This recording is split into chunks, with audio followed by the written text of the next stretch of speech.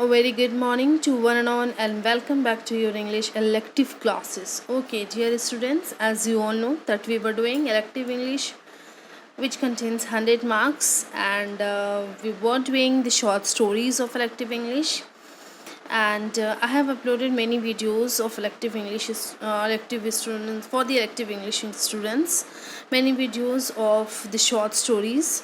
If you have not seen all those videos, so it's my humble request to you all that first you go through that videos, then come to this one, so that the concept can be clear to you and you will be able to learn it continuously. Okay, you won't miss anything. So here you can see that we were doing the lesson number 2, that is Evelyn. Okay, and we are supposed to end this by today. So as you know that we were doing the Evelyn, and in Evelyn we knew that Evelyn the protagonist of this story, and she is a 19 years old, a girl, beautiful girl in fact. Okay, so we are knowing about her stories, about her struggle of her life, and what the things she is suffering from her life, and what her desire is. And finally, after such a long time, she met a boy, and with whom she falls in love. Okay, and she's falling in love, but she's not thinking about anybody else. She just want to live her life, a bindas life in fact. Okay, we can say. But here what happens, how his father is very much violent to her, and what's his expectations for her, and her mother is no more here. She likes her his brothers a lot. There is Ernest and Harry is there. She likes the both one. Okay, so shall we continue that finally she decided to leave that home and want to go away with Frank. So here she is talking about how did she went there. Okay, now shall we continue with this paragraph. She stood among the swaying crowd in the station at the north wall. He held her hand, and she knew that he was speaking to her, saying something about the passage over and over again. Okay, now in the next scene we come to know that Evelyn, who is always in the stations, so she watches the all the ships that going through and coming the ships. So वहाँ पे बैठ के वो बहुत सारी चीज़ों को देखती हैं, एंड वो देखती है और अपनी शिप की तरफ बढ़ रही है. शी इज़ थिंकिंग कि I have to go also.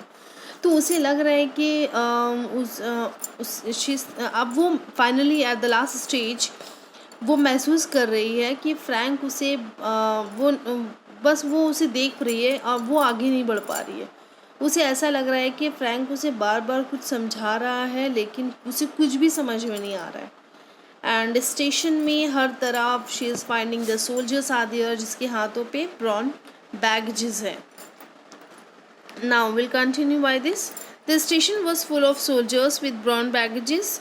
Through the wide doors of the shades and caught a glimpse of the black mass of the boat lying in beside the quake wall with illumined portholes. She answered nothing. She felt her cheeks pale and cold, and out of maze of distress. She prayed to God to direct her, to show her what was her duty.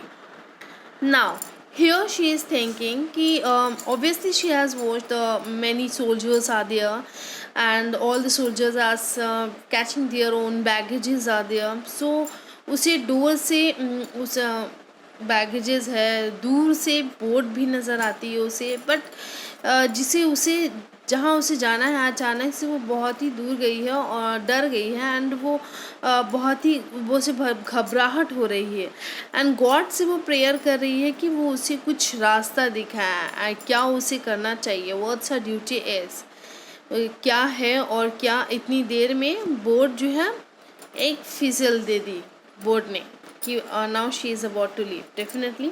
Now shall we continue from here. The boat blew a long, mournful whistles into the mist. If she went tomorrow, she would be on the sea with Frank, steaming towards Buenos Aires. Okay. Now she is thinking कि अगर मैं अभी इस boat पे बैठ जाती हूँ, इतनी देर में बोट क्या है विशल सुनाई देती है उसे जाने के लिए. अगर वो उसे इसे बोट में फ्रैंक के साथ चली जाती है तो अगली सुबह वो इस ज़िंदगी से बहुत दूर चली जाएगी, ब्यूनस एयर्स में होगी। ओके, सो ब्यूनस एयर्स में हो गया। Now their passages had been booked, could she still draw back after all he had done for her? Her distress awoke nausea in her body, and she kept moving her lips in silent, fervent prayer. Okay. At the last stage, definitely Frank is calling her and she is unable to go. बहुत सारी चीज़ें उसे last moment में याद आने लगती है, and she is feeling that एक विसल्स की आवाज़ आ जाती है। तो ब्यूनस एयर्स में वो होगी नेक्स्ट मॉर्निंग, क्योंकि उसके लिए पैसेज भी बुक कर दिया गया है जो कि फ्रैंक ने किया है। अब सिर्फ उसे उस बोट पे बैठना है, यानी उस बोट पे अब उसे जाना है। लेकिन अगर वो नहीं जा पाती तो फिर से उसे वो उसकी घिसी पिटी ज़िंदगी, the things which you are suffering in her life में वापस जाना पड़ेगा। क्या अब भी वो वापस आ सकती है? फ्रैंक के इतना सब कुछ उसके लिए इतना सब कुछ करने के बाद क्या वो अपने डिसीज़न को वापस ले सकती है? अब यहाँ पे राइटर एक थॉट प्रेजेंट करते हैं कि राइटर ने कहा है एवलिन की साइकोलॉजिकल पैरालिसिस के बारे में दिखाया हुआ है कि she is unable to take decision. Okay, क्योंकि अब वो इस वे पे डिसाइड कर रही है, तो डेफिनेटली तो हियर वी कैन से, तो यहाँ पे राइटर प्रेजेंट करते हैं उसके साइकोलॉजिकल पैरालिसिस को दिखा रहा है उन्होंने कि she is unable to take the decision which can change her life. Okay, both of us life, कि वो अगर चली जाती है तो वो खुश रह सकती है अपनी लाइफ में, अपनी ज़िंदगी से दूर जा सकती है जो ज़िंदगी वो जी रही है फ़िलहाल। तो उसे बिल्कुल भी वो चीज़ पसंद नहीं आ रहा है, लेकिन वो डिसीज़न नहीं ले पाती है कि एकदम से उसे बहुत ही लोजिया सा फील होता है, एंड वो फीलिंग्स में उसकी बॉडी पे फील हो रही है, एंड वो प्रेयर कर रही है कि, और एकदम से एक बेल उसके हार्ट पे बजती है, एंड वो उसे ऐसा लगा जैसे कि वो वहीं पे जड़ हो गई है, बिल्कुल थम से गई है। अब फ्रैंक उसे आने को कह रहा है, बट लेकिन उसे ऐसा लग रहा है कि उसके दिल में हज़ारों समंदर एकदम से उमड़ रहे हैं, ठीक है, उछल रहे हैं मन ही मन में कि, और उसे ऐसा लग रहा है कि फ्रैंक उससे समंदर में उसे धक्का दे देगा। ठीक है, तो आगे देखते हैं what's her feeling is. So come, he says, all the seas of the world tumbled about her heart. He was drawing her into them. He would drown her. She gripped with both hands with the iron railing. Okay. सो उसे ये feel हो रहा है कि वो उसे धक्का दे देगा और वो टूट जाएगी, और उसने अपने दोनों हाथों से आयरन रेलिंग को एकदम बिल्कुल जकड़ लिया है, ज़ोर से पकड़ लिया है। फ्रैंक बोर्ड से उसे आवाज़ लगा रहा है चलो, लेकिन वो जाने के लिए बिल्कुल भी तैयार नहीं है। वो ज़ोरों से आयरन रेलिंग को पकड़ी हुई है और उसके अंदर एंग्विश का तूफान बिल्कुल उड़ रहा है। ठीक है, एक तरफ से फ्रैंक उसे आवाज़ लगा रहा है कि वो आए, और वो बैरियर की तरफ भाग रहा है कि उसे वो फॉलो करने के लिए कर रहा है, लेकिन वो चिल्ला के अपने पास बुला रहा है, लेकिन वो जहाँ है वहीं पे खड़ी है, और उसके पास जो है चेल्योर पे कोई उसकी बिल्कुल जो फेस है उस पर कोई एक्सप्रेशन नहीं है, and she was a passive like a helpless animal. Okay, no, it was impossible. Her hand clutches the iron in freeze amidst the sea. She sent a cry of anguish. Evelyn, Evie. He rushed behind the barrier and called to her to follow. He was shouted at go on the but he still called to her. She set her white face to him, passive like a helpless animal. Her eyes gave him no sign of love or favor or recognition. Okay, so here the writer is mentioning that वो उसे बहुत ही effort लगाता है that she will come to this boat, but she doesn't come. She catches, or you can say कि उसने बहुत ही ज़ोर से जो है अपने हाथों को आयरन रेलिंग को पकड़ा हुआ है, और उसके चेहरे पे बिल्कुल कोई भी एक्सप्रेशन नहीं नज़र आती है। She is like a helpless animal.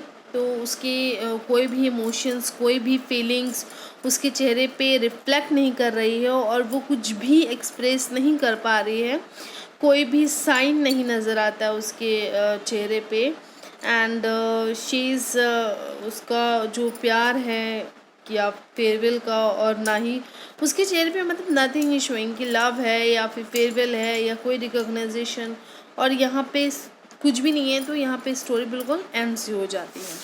So here the writer जो हमें ये बताने की कोशिश करते हैं, यहाँ पर समझाना चाहते हैं कि अपनी साइकोलॉजिकल इनएबिलिटी की वजह से, डिसीज़न ना ले पाने की एबिलिटी की वजह से, जो एवलिंग है अपनी ज़िंदगी का जो एक्शन है, जो ज़िंदगी है जिसे बिल्कुल ही वो चाहती नहीं है कि ऐसी ज़िंदगी जीना, लेकिन उसके भी कोर्स को नहीं बदला जा सकता। बहुत सारे फैक्टर्स है। वो एक कैथोलिक फैमिली से बिलोंग करती है, वहाँ पे पढ़ी बली है, जिसकी वजह से घर के मर्यादा है, कुछ रूल्स एंड रेगुलेशंस है जिसके अकॉर्डिंग उसे रहना पड़ता है, रहना होगा। और उसके फादर या जो भी उसके घर वाले हैं वो डिसाइड करेंगे कि उसे वो सब कुछ सहना होगा। अगर हमें इंडियन कॉन्टेक्स्ट के हिसाब से में भी देखा जाए तो लगता है कि, लेकिन जेम्स जॉयस जो है यहाँ फोकस इस बात पे उन्होंने किया है कि हालात जो है हमारे सिचुएशन के अकॉर्डिंग क्या होता है ना, हम अकॉर्डिंग टू सिचुएशन उनके गुलाम हो जाते हैं हालात के। ठीक है, हम कोई भी डिसीज़न नहीं ले पाते हैं, हम अपने आप को बदलना नहीं चाहते हैं। सारी ज़िंदगी वो इस बात को लेकर दुख मनाती रही कि वो खुशी चाहती थी, लेकिन उसके पास खुशी हासिल करने का एक तरीका भी आया है, लेकिन वो उसे जाने दे देती है। Okay, so this is what the story is. So now we are ending the Evelyn. In my next video I'll try to make you understand the questions we'll discuss. Okay, so don't miss any videos. अगर आपने stories जाना है, if you won't be able to know, और आपको अगर question answer नहीं पड़े तो maybe it will be difficult for you all. So इस पे थोड़ा discussion we will know in our next video. So for that you need to watch the videos. So please keep watching, keep learning. Thank you.